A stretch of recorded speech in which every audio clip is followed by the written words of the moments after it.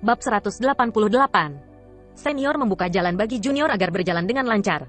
Dalam kelompok kelelawar darah, hanya ada satu kelelawar jantan, sedangkan sisanya semua betina di bawah komando kelelawar jantan. Antara kelelawar jantan dan betina, mereka terlihat sama dan tidak memiliki perbedaan penampilan. Tapi Fang Yuan sudah tidak asing lagi dengan kelelawar darah mengerikan ini di kehidupan sebelumnya. Selama dia punya cukup waktu, dia bisa membedakan mereka. Tanpa kelelawar jantan, seluruh kelompok jatuh ke dalam kekacauan. Fang Yuan mengambil kesempatan itu dan melambaikan lipan emas gergaji, membunuh penghalang jalannya. Beberapa saat kemudian, lebih dari 20 kelelawar darah yang ada dihancurkan, menunjukkan resolusi pertempuran Fang Yuan. Tapi pertempuran sengit juga menyebabkan esensi purba Fang Yuan di bukaannya menurun tajam. Waktu untuk pergi. Fang Yuan dengan tegas mundur, melarikan diri dengan kekuatan penuh. Ketika kelompok kelelawar darah di belakangnya bereaksi, Fang Yuan sudah 100 langkah jauhnya. Sekitar 20 kelelawar darah terus mengejar dia sementara yang lain terbang ke segala arah. Terkesiap, di terowongan sempit, Fang Yuan menarik napas keras sambil berlari, mengaktifkan harta karun lotus esensi surgawi. Setelah pertempuran yang intens, esensi purba perak salju tertinggal di bukaannya serta permukaan laut purba rendah secara bertahap naik kembali. Semakin lama waktu berlalu, semakin cepat kekuatan pertempuran Fang Yuan pulih. Tiba-tiba, sayap guntur Fang Yuan mengepak, dan kekuatan menyeret seluruh tubuhnya ke depan, hampir membuat dia menabrak dinding gua. Gu sayap guntur telah tercemar oleh udara kacau, dan telah mencapai batasnya, mulai menunjukkan tanda-tanda tidak terkendali. Segera, gu sayap guntur akan berubah menjadi genangan air darah dan berubah menjadi sumber polusi baru.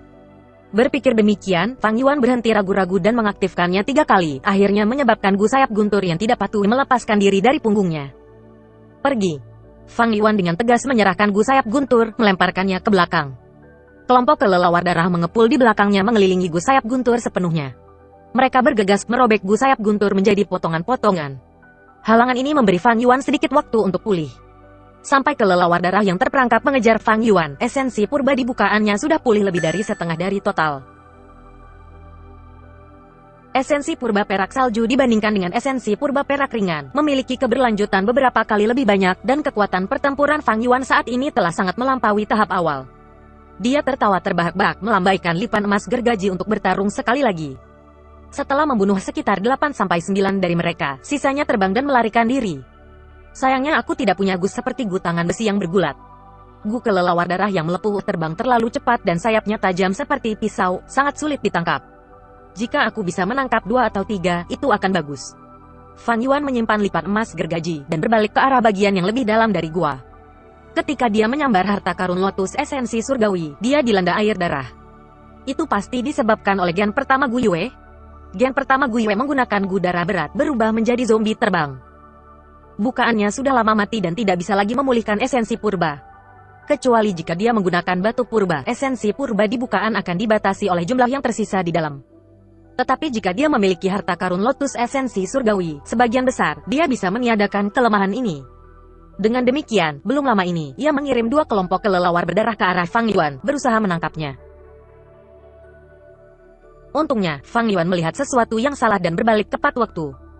Pada saat yang sama, Ti Sweleng secara tidak langsung membantunya dengan gelombang suara.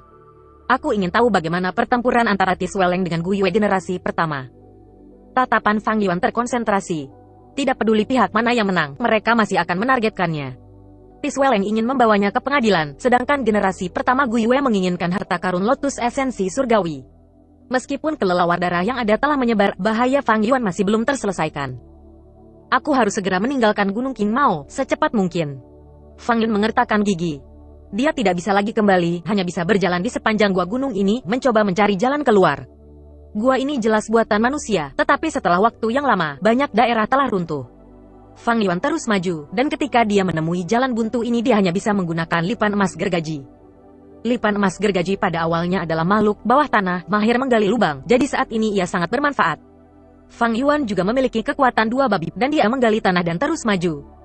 Ini sangat mengurangi kecepatannya, dan setelah 3 hingga 4 jam, dia akhirnya sampai di ujung gua. Dinding batu besar yang kokoh menghalangi jalannya sepenuhnya.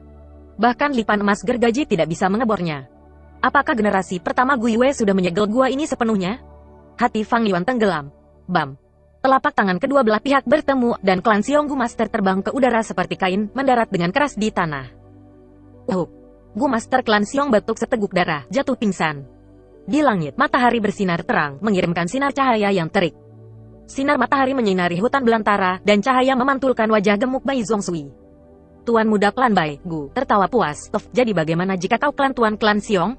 Berani berkompetisi denganku? Dia menggerakkan tubuh Longsing-nya yang gemuk, mencoba menghabisi lawannya dan mengambil token. Tetapi tiba-tiba sebuah bilah bulan datang menyerang. Bam! Tubuh Bai Zhongshui berbalik, menembakkan bola air dari mulutnya. Bola air dan bilah bulan bertabrakan, meledak bersama. 3 Gu Master dengan Fang Zheng sebagai pemimpin, melompat turun dari cabang. Orang-orang klan Gu Yue, ini hadiah pertarunganku. Bai Zhongshui menyipitkan matanya, matanya menunjukkan cahaya yang berbahaya. Mata merah aneh Fang Zheng menatap Bai Zhongshui dengan penuh perhatian saat dia berkata, "Jadi apa? Sekarang kamu adalah mangsa kami." Di sisi lain hutan, terdengar lebih banyak langkah kaki. Beberapa orang berjalan keluar dari bayang-bayang. Itu adalah Xionglin, anak muda jenius klan Xiong. Kepalanya yang botak memantulkan sinar matahari, membuatnya bersinar seperti berlian. Hehehe, ini sudah menarik. Bai Zhongshui tertawa keras, tetapi saat berikutnya tawanya berhenti. Kedua belah pihak menyerang bersama, menyebabkan Bai Zhongshui terperangkap, dikepung. Bai Zhongshui batuk darah, ekspresinya berubah jelek. Apa? Gu Yue Clan, Anda bekerja sama dengan orang-orang klan Xiong tercela ini? Fang Zheng tanpa ekspresi, niat pembunuhannya mengamuk, tidak mengatakan sepatah kata pun dan semakin dekat dengan Bai Zhongshui. Xionglin tertawa, pertempuran ini menyangkut demografi 3 klan selama 100 tahun ke depan, jadi biarkan aku memberitahumu. Klan Gu Yue telah membentuk aliansi dengan klan Xiong kami. Bai Zhongshui, hari ini adalah tanggal kematianmu. Cui. Bai Zhongshui terbatuk-batuk dengan air darah saat dia memandang sekelilingnya dengan jijik, jadi bagaimana jika aku mati? Bersekongkol, kamu hanya takut dengan Bai Ningbing kami. Tidak ada gunanya, ini hanya pertempuran awal, masih akan ada 1 lawan 1 nanti. Apakah ada orang di klanmu yang bisa bertarung melawan Bai Ningbing? Kita ditakdirkan untuk menjadi nomor 1. Jadi kami memutuskan bahwa dalam pertempuran pertama ini, kami akan bekerja sama dan menghabisi Bai Ningbing. Xionglin tertawa keras. Bas. Bilah mata gergaji lipat emas gergaji digiling di dinding batu, menyebabkan suara keras bergema di gua. Dinding batu ini kokoh dan tebal, sangat aneh. Dai Fang Yuan penuh keringat karena ia menggunakan lipat emas gergaji dan Blood Moon Gu untuk menyerang secara bergantian. Tetapi bahkan setelah berjam-jam, ia hanya berkembang sekitar 50 cm. Apakah ini benar-benar akhir bagiku? Hati Fang Yuan bergerak, tiba-tiba merasa ada makhluk hidup di dinding batu. Dia dengan cepat menggunakan gurumput kuping komunikasi bumi, mendengarkan dinding batu. Ada bentuk kehidupan misterius di sisi lain dari dinding batu, tetapi auranya sangat lemah. Setengah jam kemudian, Fang Yuan menggali lubang, dan bentuk kehidupan misterius itu muncul dengan sendirinya. Seluruh tubuhnya hitam pekat, memancarkan cahaya metalik seperti besi dan baja. Armor dada dan punggungnya adalah garis tebal yang menunjukkan aura yang mendominasi. Itu memiliki 3 pasang kaki, masing-masing memiliki perasa berbentuk spiral di ujungnya. Itu menyebabkan Fang Yuan mikirkan ujung spiral mata bor. Ini laba-laba serigala bumi seribu li. Fang Yuan tercerahkan, segera memikirkan biksu bunga anggur. Pertanyaan dalam hati Fang Yuan sebagian besar dijawab pada saat ini. Saat itu biksu bunga anggur, untuk memelihara harta karun lotus esensi surgawi, datang ke desa Gu Yue. Tetapi pada saat terakhir, ia dihentikan oleh generasi pertama Gu Yue, jadi ia menggunakan metodenya untuk melemparkannya ke kuburan sungai darah. Biksu bunga anggur juga adalah Master Gu peringkat 5, dia juga memiliki pertempuran yang intens dengan generasi pertama Gu Yue. Gen pertama Gu Yue telah beroperasi selama ratusan tahun, memiliki keunggulan medan, sehingga biksu bunga anggur tidak bisa bersaing dengannya, sehingga ia hanya bisa melarikan diri. Dia menggunakan laba-laba serigala bumi seribu li untuk menggali jalan ini, dan setelah meninggalkan medan perang dia sudah menderita cedera yang tidak dapat disembuhkan. Di akhir hidupnya, dia buru-buru meninggalkan warisannya sebagai tindakan balas dendam terakhir. Dia berusaha untuk membiarkan keturunannya mengambil harta karun lotus esensi surgawi dan merusak fondasi klan Gu Yue. Ini menjelaskan mengapa biksu bunga anggur bermandikan darah, tubuhnya penuh luka. Tapi alasan mengapa laba-laba serigala bumi seribu li jatuh tertidur dan menyegel dirinya di sini, itu masih merupakan misteri. Juga gen pertama Gu Yue, apa yang dia kejar? Semua kecurigaan ini adalah detail kecil. Yang penting meninggalkan tempat ini. Fang Yuan mengulurkan tangannya, mengirimkan beberapa esensi purba dan memurnikan laba-laba serigala bumi seribu li. Dinding batu kokoh ini adalah kepompong yang diciptakan oleh laba-laba serigala bumi seribu li ketika jatuh ke hibernasi. Itu sangat lemah, seperti guceleng putih yang diambil Fang Yuan dari gu harta karun bunga bumi. Dengan demikian, meskipun itu peringkat 5, Fang Yuan dengan mudah memperbaikinya. Fang Yuan membuang sayap guntur lebih awal dan tidak memiliki guti pergerakan. Ini menjadi kelemahannya sekali lagi. Tapi sekarang dia mendapatkan laba-laba serigala bumi seribu li, jadi itu seperti secercah harapan di jam paling gelap. Laba-laba serigala bumi seribu li ini adalah tipe kuda besar. Itu memakan tanah sebagai makanan dan mudah untuk dipelihara. Fang Yuan menyuntikkan esensi purba perak salju ke dalamnya, dan laba-laba serigala bumi seribu li berangsur-angsur terbangun, auranya menjadi lebih kuat. Mulai mengkonsumsi, memakan banyak tanah. Ketika pulih sampai batas tertentu, Fang Yuan yang tidak sabar untuk pergi dengan cepat naik ke punggungnya, memerintahkannya untuk bergerak maju. Meskipun hanya pulih sedikit, laba-laba serigala bumi seribu li masih peringkat 5 gu. 3 pasang kakinya bergerak cepat, melesat masuk. Setelah kepompong pecah, gua di belakang juga terekspos. Jalan ini adalah yang dibuat oleh biksu bunga anggur ketika dia melarikan diri. Senior membuka jalan bagi junior untuk berlari bersama, jadi ini sangat membantu Fang Yuan. Satu-satunya kekhawatiran adalah cacing gu tipe kuda mengambil banyak esensi purba untuk digunakan.